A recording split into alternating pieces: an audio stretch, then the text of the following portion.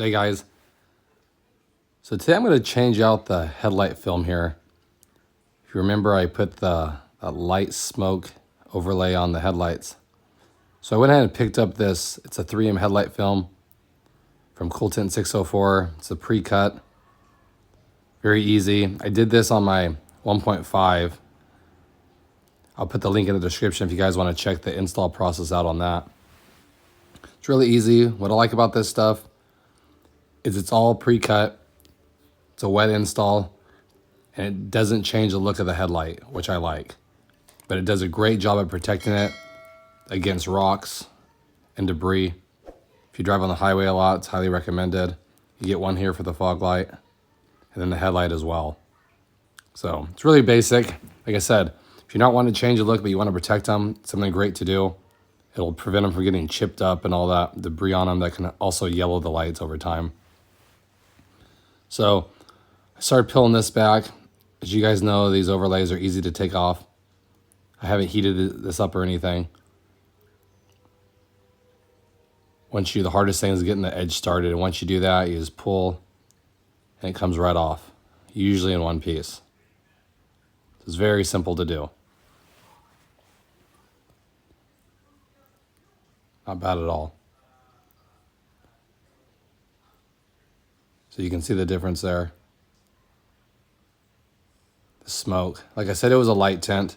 I just want to change it up just because it creates that haze. So this one right here, I started peeling from the back. Again, really straightforward. You can see the difference, like it wasn't the dark tint.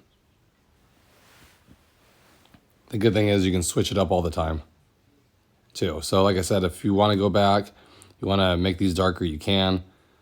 Just for the time being, I do want it to be a little lighter. And it gets rid of that haze. Nice thing though, like now that I took these off, it looks like a brand new headlight. There's not one mark on it. So now you're simply gonna spray the soapy water solution that you do with all the wet inlays. And you just gotta set it in there. See here, I already did that. You can see it moving around there. So you just center it up the best you can, and then hold the middle and squeegee the water out on either side. And then let it dry and you're done.